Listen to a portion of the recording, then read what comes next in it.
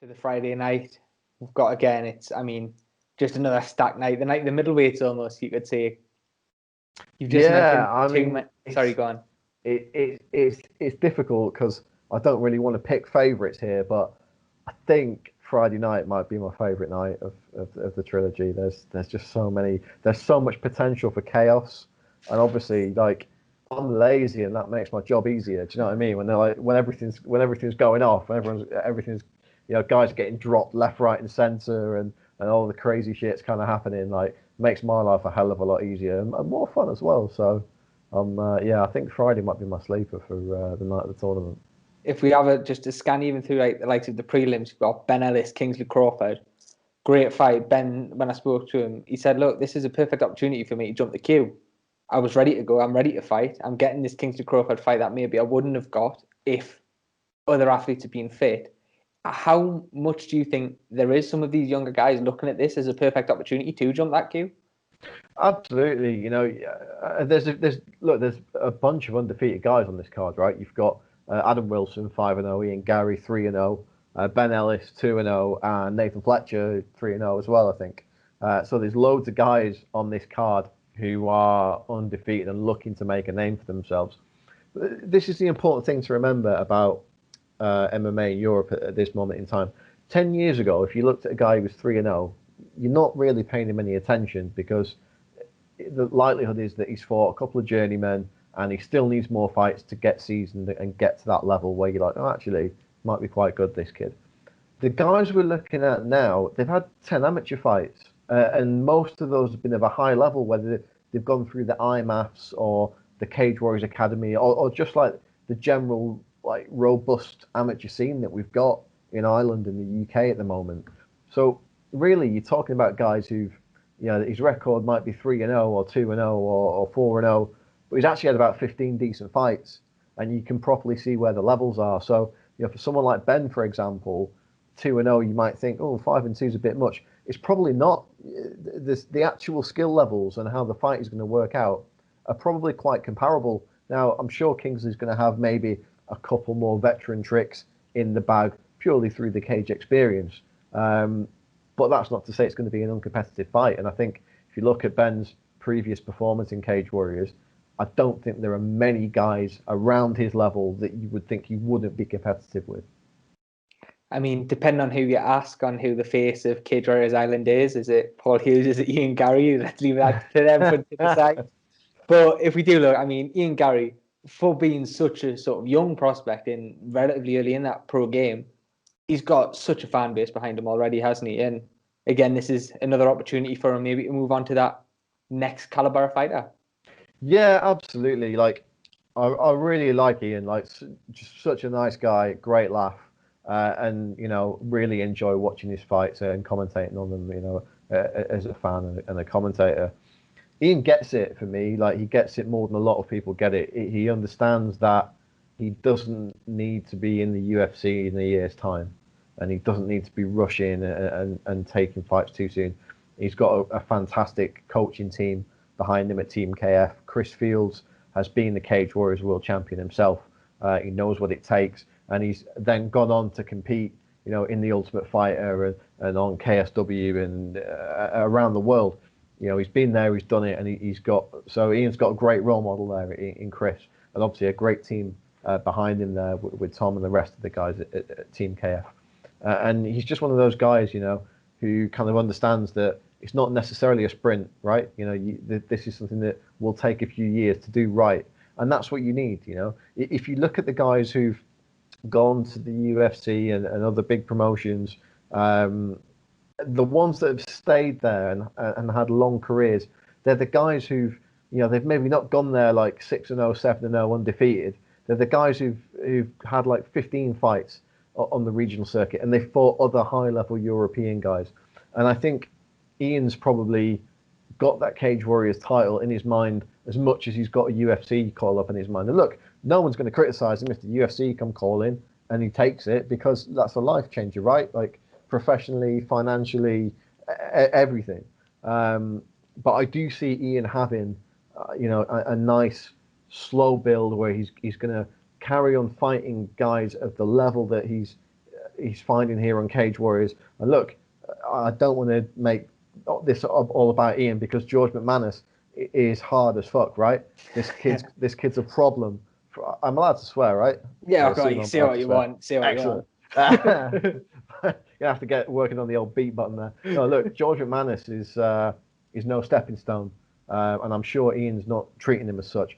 This, for me, is Ian's toughest fight so far, amateur or pro. George has got a huge pedigree. He's a fantastic grappler.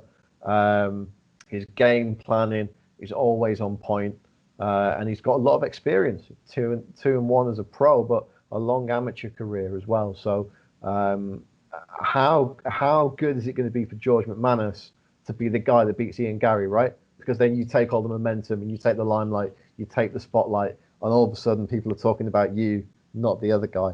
So, yeah, maybe George is even going into this with a bit of a chip on his shoulder. You know, everyone's thinking like, oh, I'm just the next guy they're lining up for Ian Garry. Well, all of a sudden, if you upset the apple cart, you know, that's a game changer. But yeah, you know, it's just another one of those fights that Ian Dean's put together where, before it was announced, you probably never would have thought of those two guys as being opponents for each other. But when you hear it, you're like, oh yeah, I really want to see that now. I didn't realise that, but I do actually really want to see that fight.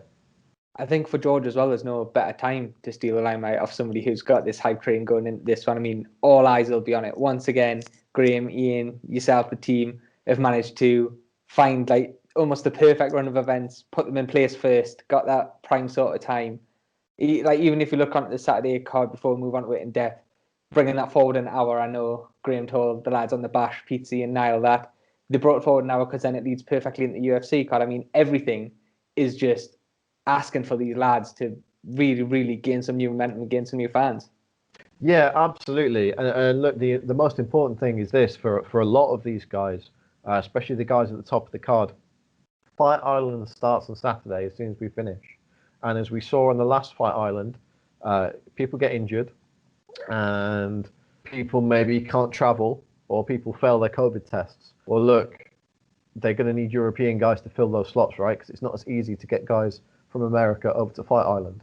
So if any of these guys, you know, fighting for titles or fighting in big matches on these cards, you know, if they can go out there and they can get a quick knockout or a quick submission and not get hurt, well, they need to be sat by the phone for the next 4 weeks because there's potential for it to ring.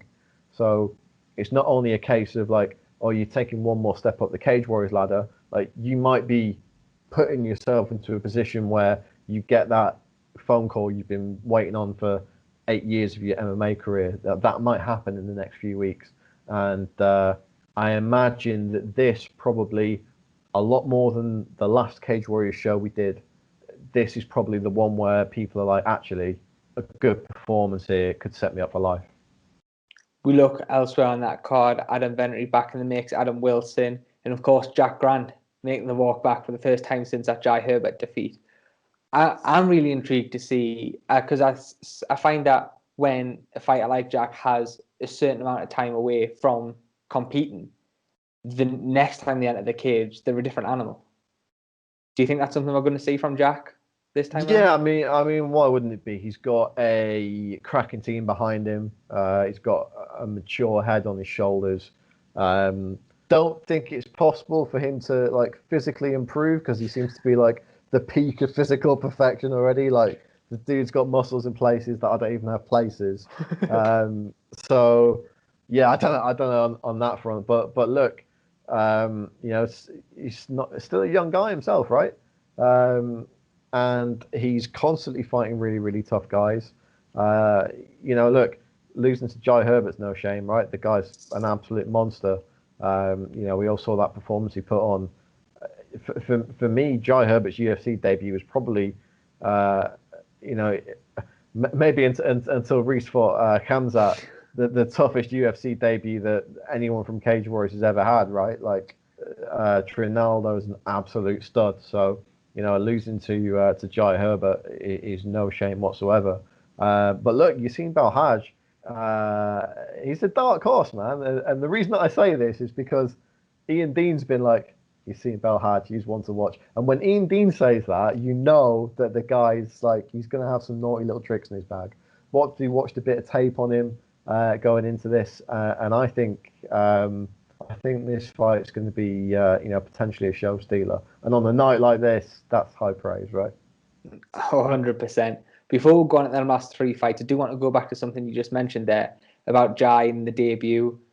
I know there's been a lot said in the media about there now seems to be that if somebody gets to the UFC through Cage Warriors, they're not getting an easy debut fight. They're going in there and they're going to go in there and face, I mean, a real top caliber sort of opponent.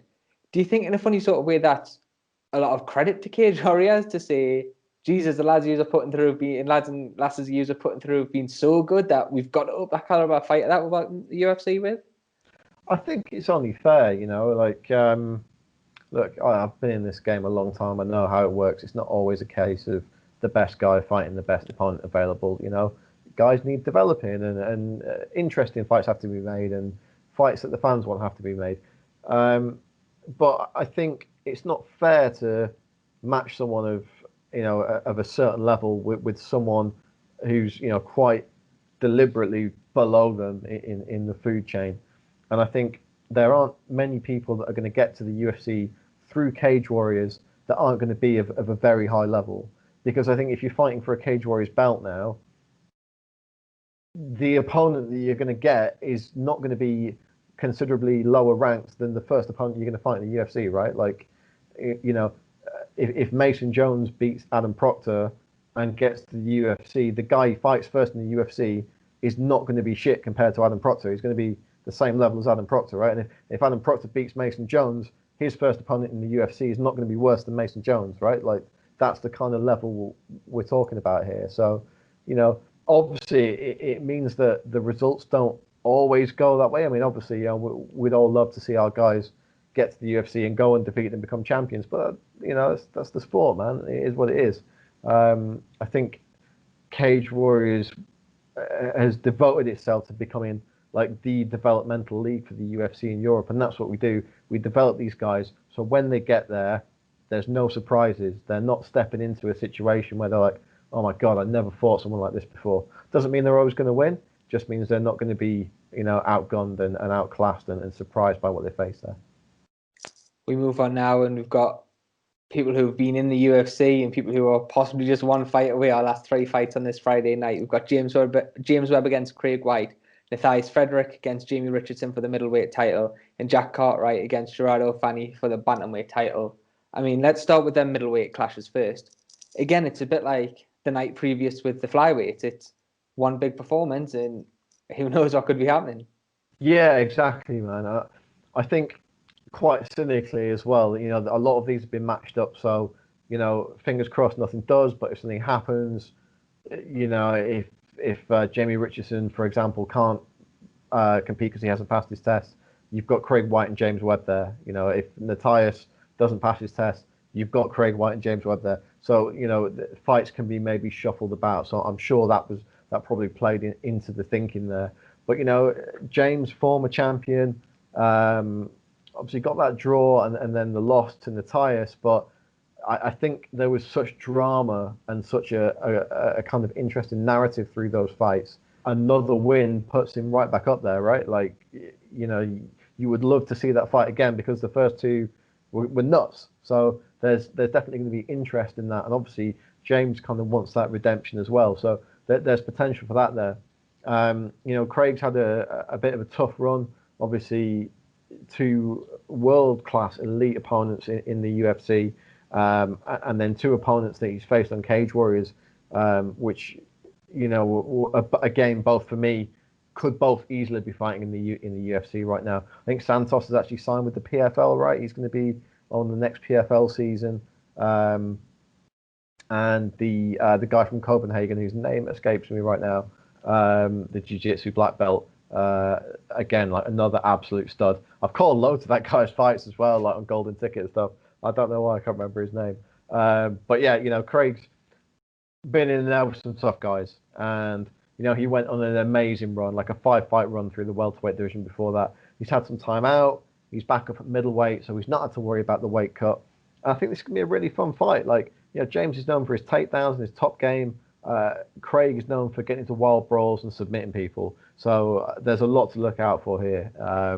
Should be a fun one. Plus, I think the winner as well. Like, the UFC have like the BMF belt. Like, this should be for like the nicest motherfucker belt. Like, whoever wins this is officially the nicest guy in Cage Warriors. If we look at this title fight as well, Natius against Jamie Richardson. I mean, Jamie's coming in off the back of that win to Matthew Bonner, who fights the night previous against George Smith, another really enticing middleweight bout. I know when I spoke to George, he felt maybe Jamie needed one more in the middleweight division before he was pushing on for this title fight. But I mean, I think when you look at the way the matchups have been, this was the fight to make. Yeah, I think, like, this isn't kind of, it's above my pay grade, if you will, but I think Graham's kind of come out and said, look, when they put this event together, it was very much of like a case of, we've got to talk to the guys who are under contract and let them know that the opportunity's there, and give the opportunities to the guys we've got under contract, and then fill the spaces around it. And look, we're in a position where, there might have been guys that Ian Dean could have got in from other countries in Europe, but the travel situation, you still don't know what's going on from day to day. Whether there's going to be travel restrictions on them, not necessarily getting into England, because obviously Cage Warriors have got this government recognition for this event, so our guys can come in and they don't have to do the 14-day isolation period. But for guys maybe getting back to their own country, it's going to be a problem. So I think Jamie's probably benefited from the situation in that he's got this title shot where, maybe on a regular year he might have had to fight James Webb or Craig or someone that's been brought in, while Natius maybe fought someone else, and then Jamie could have maybe fought the winner. But look, it's all about opportunities, right? He's not going to turn down the title shot. He obviously thinks he can beat Natius, or he wouldn't take the fight. He's supremely confident. He hits like a truck. I think he matches up very well against Natius. Natius loves to stand and bang, and he's happy to take a couple of shots on the chin to land a few of his own. That makes for fun viewing, right? Against Jamie Richardson, who just loves to sling them himself. For me, this is going to be. I don't see it going 5 rounds. I just don't see how it can. Like, these two guys are going to empty the gas tank. They're both going to put their foot to the floor, and they'll be fighting on fumes by like the end of the 2nd or 3rd round, and someone's getting clipped, I think, and someone's going down. Who it's going to be, I'm not going to make a prediction anyway. But even if I could, I don't think I'll be able to. It's that close. It is. It's a hell of a fight, and I'm completely with you there. I'd be very surprised if this one went 5 rounds. If we go, you'll see the judges like just nipping off for a toilet break just as it starts. If we go to the last fight of the night, in a one that I'm sure you still haven't forgiven Ian Dean for, we've got Jack Cartwright against Gerrado. I've been stitched up here, mate, haven't I? Let's be honest. Just a little bit. I mean, Jack Cartwright sort of came into promotion, I guess, as a relative unknown for many MMA casuals. He sort of came into that tournament on Cage Warriors Unplugged and just stole the show completely. Defended that belt in Manchester and just looked phenomenal. Countless times dropped his opponent in Manchester, just stood back, get back up. I think we're in for another hell of a good fight. I remember walking backstage after Unplugged, and Jack was, I guess maybe like getting ready for his media obligations and whatnot. And I just went up to say congratulations and that. And obviously, like, people must have been watching the broadcast, and all throughout the tournament, I called him like the dark horse of the tournament because he was, right, like he was the rank outsider. And he just looked at me and he was like, I was never the dark horse. And that's the thing about Jack. Like, it's not confidence, it's self-belief. It's on a different level. Like, he's a guy who is he's a bantamweight, and he could walk into a room full of guys who are like 6'4" and 220 pounds and still be the most intimidating guy in the room, right? He's just that one that you don't want to mess with, and he exudes that in the cage as well. And I think against a lot of guys, that's going to be half the battle, like getting past that and actually, getting to a point where you're mentally prepared to put it on him. Look, the craziest thing for me about Jack Cartwright is that he will tell you that he is a better wrestler than he is a striker. And when the dude hits like that, like that's a terrifying thing to hear.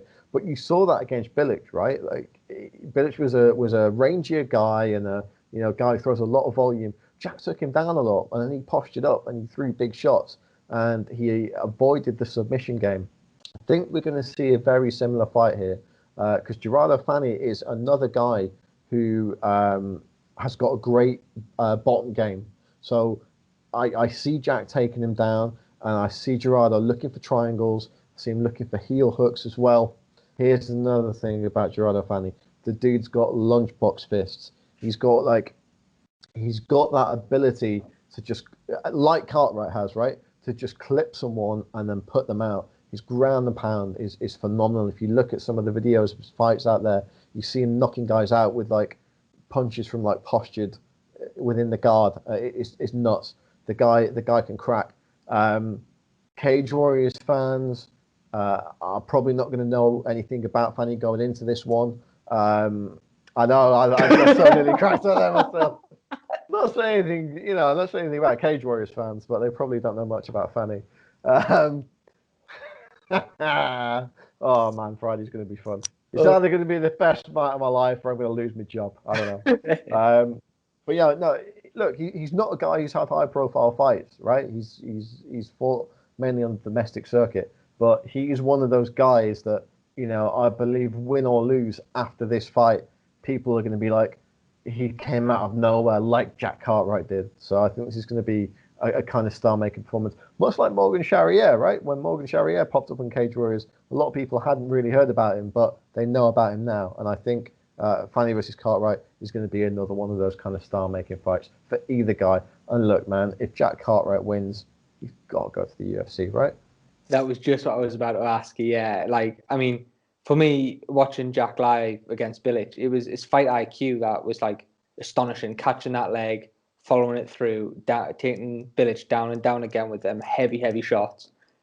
I mean, it's just, I think if he doesn't get picked up by the UFC, I think he wants to stay there or thereabouts at 61 kilo, 135 pound, because I think if somebody ends up falling out that Fight Island card, I know exactly who Dana will be wanting to give a call to. Yeah, absolutely. And look, this was the impressive thing for me about Cartwright, right?